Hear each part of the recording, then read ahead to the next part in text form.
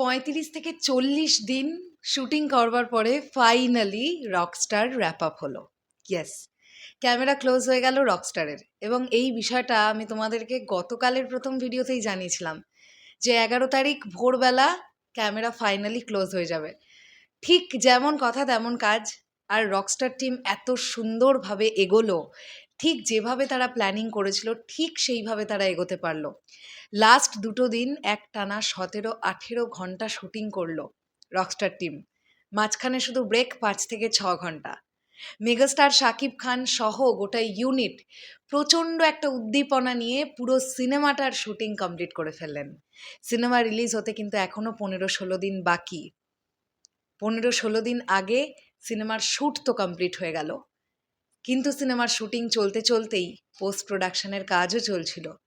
কাজেই একেবারেই জাস্ট কোনো টেনশনের কারণ নেই বলেই আমরা ধরে নিতে পারি। এখন এরপরে যা যা কার্যক্রম থাকে লাইক সেন্সর ইত্যাদি, কন্টেন্ট ড্রপ করা, সেগুলো রকস্টার টিম ধীরে ধীরে করবে।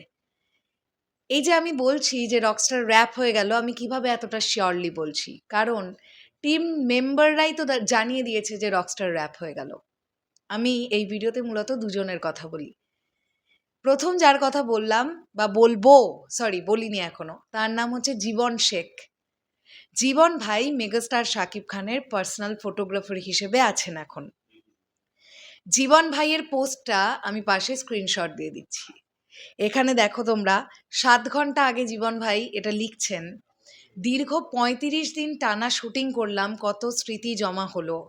আমার জীবনের সবচেয়ে বড় পাওয়া মেগাস্টার শাকিব খান ভাইয়া যখন আমাকে বলতো তুই তো অনেক ভালো ছবি তুলিস, তখন আমার সত্যি ফটোগ্রাফি জীবনের আর কিছু পাওয়ার নেই।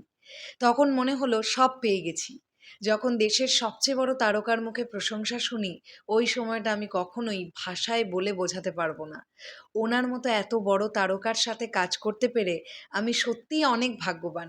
সবাই আমার জন্য দোয়া করবেন। পেছনের ছবিটা আমার তৈরি। জীবন ভাই ঠিক যে ছবিটার সামনে বসে আছে, আমরা ব্যাকে দেখতে পাচ্ছি রক স্টার, আমাদের মেগাস্টার শাকিব খান। তো ওই ক্লিকটাও কিন্তু জীবন ভাইয়েরই করা। তো জীবন ভাই এখানে মেনশন করলো একটানা ৩৫ দিন তার এই জার্নিটা চললো। এছাড়াও মেগাস্টার শাকিব খানের কস্টিউম করেছেন দুজন, সাফিয়া সাথী এবং বিথি।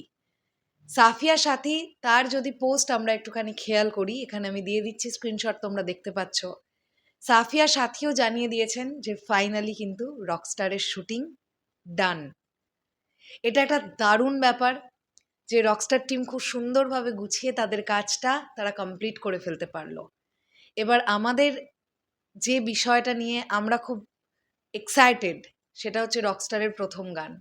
অনেকেই বলছে নাকি আজকে আসবে, দেখা যাক আজকে আসে কিনা, সেদিকে আমাদের নজর থাকবে। শেষ করলাম ভিডিওটা, আসছি আবার খুব শিগগিরই। তাহলে এখনের জন্যে টাটা।